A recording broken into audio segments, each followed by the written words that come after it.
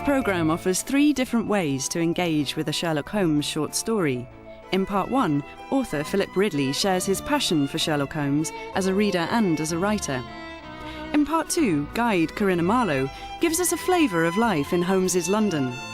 In Part 3, TV director Simon Kathleen Jones storyboards the climactic scene in The Red-Headed League. And at the end, we include Granada TV's version of the same scene. But first, Philip Ridley, well-known author of Crindlecracks and Mighty Fizz Chiller, tells us why the Sherlock Holmes stories have fascinated him since he was a boy. Now, the first thing I started to read were the Marvel comics, but then I wanted something that was a bridge between reading the comics and reading a full-length novel. And the thing that I found and fell in love with immediately were the short stories of Sherlock Holmes. They were the perfect length.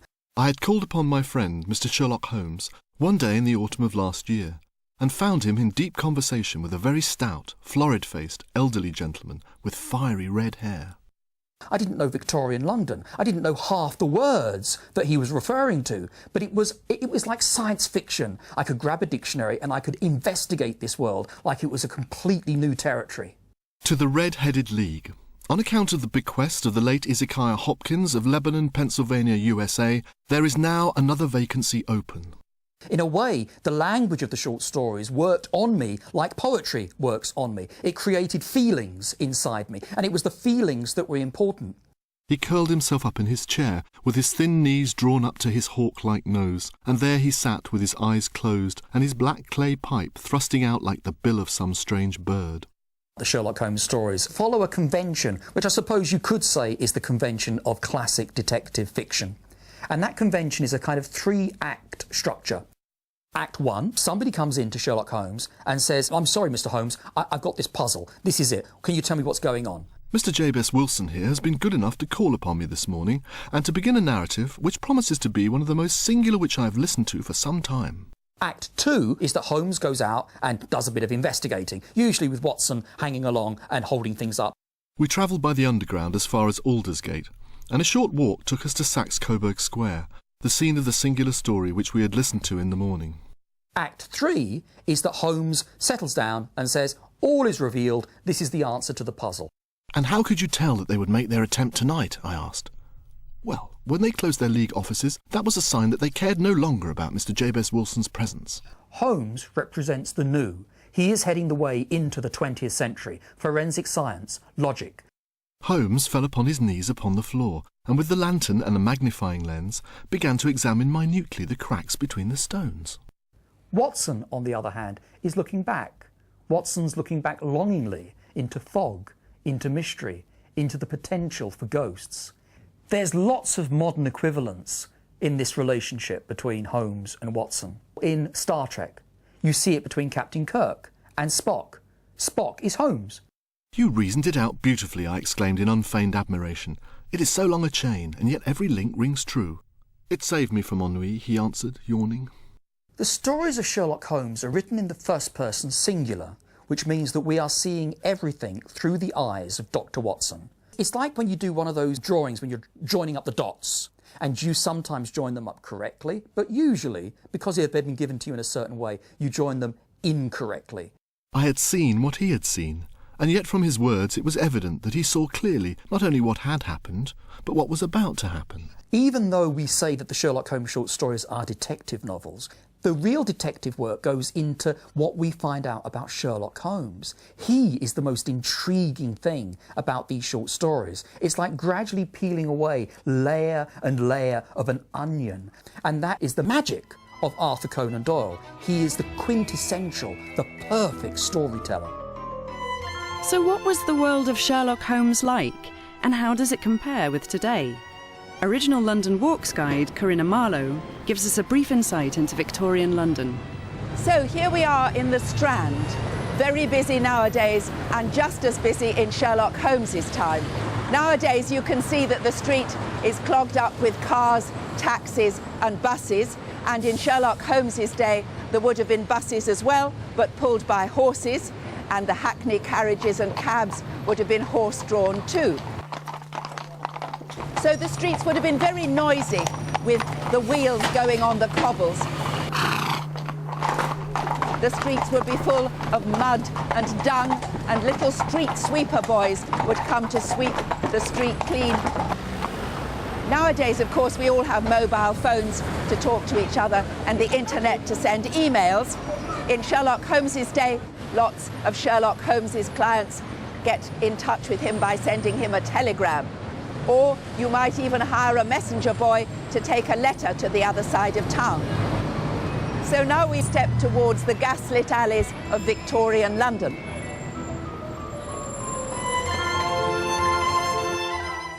So here we are below one of the many gas lamps that are still in the streets of London. We can imagine just a little pool of light below, darkness between, Holmes and Watson running through here, their coattails flapping to chase some criminal. The fog, of course, is a major character in lots of the stories. Coal fires created a horrible, filthy smoke, and sometimes you could hardly see across the street. Holmes is extremely clever, but the sort of people who went into the police force at those days were not necessarily. It was rated as being an unskilled labourer.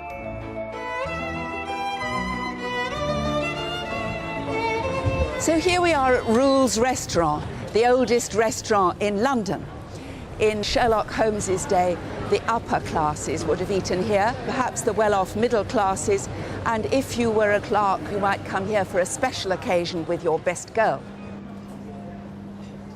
In those days, the class system was very carefully defined, but nowadays it's much more to do with money. You could very easily tell what class people came from by the clothes that they wore. An upper-class gentleman, for example, wouldn't be seen out without his silk top hat. And nowadays you can't really tell when you see somebody walking down the street whether they're upper class, middle class, lower class, rich or poor. Next, Simon Kethlin-Jones, director of Sherlock Holmes and the Case of the Silk Stocking, takes us through a 6-frame storyboard of the bank vault scene in The Red-Headed League. The bank vault, that's always been a scene I'd love to film. You've got Holmes and Watson and also Merryweather, the bank manager, and Jones, the policeman, holding up in there, waiting for the criminals to come in. They've been tunnelling from the pawnbroker at the back of the bank. You've got all sorts of tension. It's in the middle of the night. You've got guns, you've got time ticking past. This criminal could well be a killer.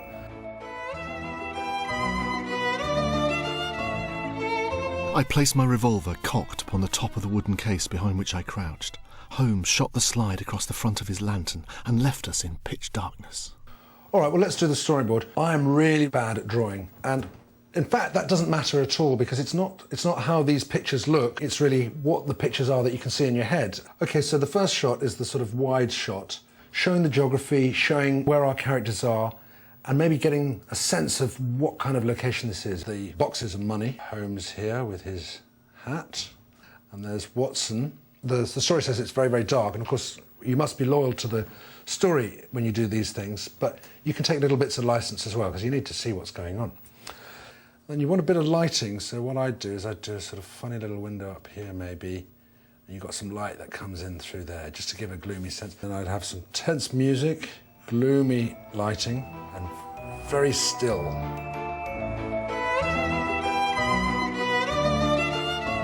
They have but one retreat, whispered Holmes. That is back through the house into Saxe-Coburg Square. I hope that you have done what I asked you, Jones.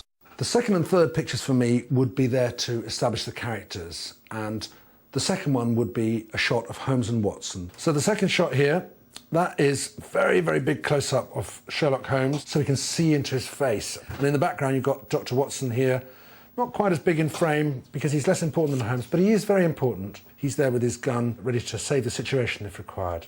And you could perhaps just start to hear the breathing, and maybe you just see very, very slight movement.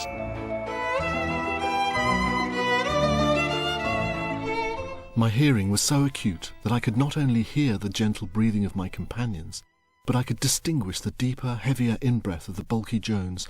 For me, the third shot would be of the other two characters, Jones and Merryweather. It wouldn't need to be as close as on our two heroes because they're not as important. Merryweather and Jones. Maybe it's sort of from Holmes's point of view. And we can also maybe show the floor. This is going to become very, very important because just here is where they're going to dig through it. And remember, we've still got the gold Napoleons in all these boxes. You've got to imagine that looks like thousands and thousands of dollar bills or pound notes or whatever. It's a lot of cash.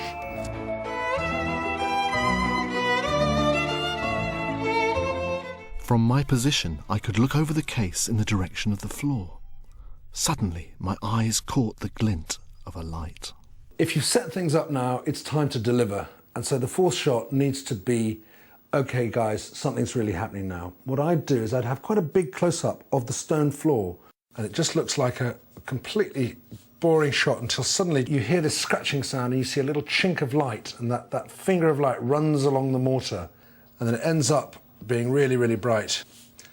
And what you'd also do is you'd have the scratching noise at first, could interrupt the breathing sounds, so you know that something's happening before you see the light.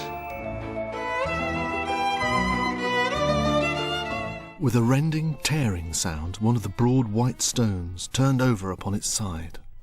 For me, the fifth shot would be to show the real action. We've seen the close-up of this light coming through. What I'd do is I'd have a higher, wider shot, looking down. I'd see all our four heroes, and then I'd also see, in much wider shot, the chink of light and then the stone being pulled out.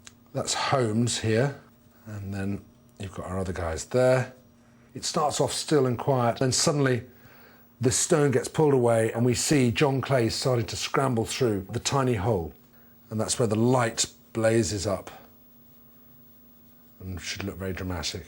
These guys have been working really hard, scraping away. Maybe they can have heavy breathing, and the music here should change a little bit. It should increase the tension because something big is about to happen.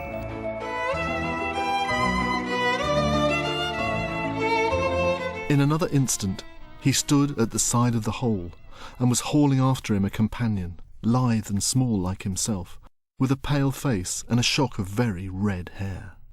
The final shot, you'd see the hand come out, and then you'd see John Clay come out thinking he's safe, and it's very important for the tension, I think, there, that he thinks he's made it. He thinks he's made his million. During the action, Holmes is the man. He is the star, and you've got to see stuff through his eyes. And this is a picture of our two criminals. One of them is actually out of the hole. That's John Clay, and he's pulling up his colleague coming out here. And this is the guy with the red hair. That's to symbolise red hair. And what I'd do is I'd freeze this shot just at the very moment when the two guys realise they've been caught, and that would sort of have a real sort of punch to it. So with this one, the light continues, the musical climax, and possibly we would freeze the frame, and don't forget the red-headed man.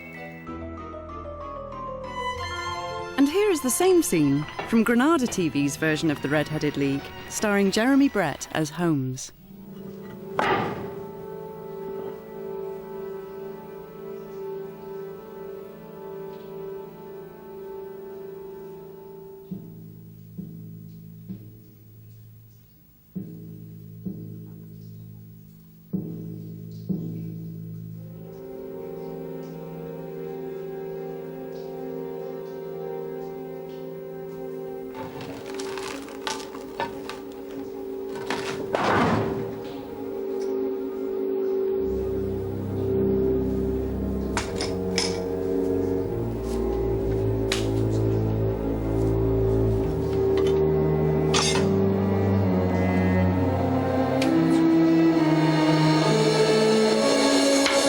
Great Scott! Jump, Archie, jump!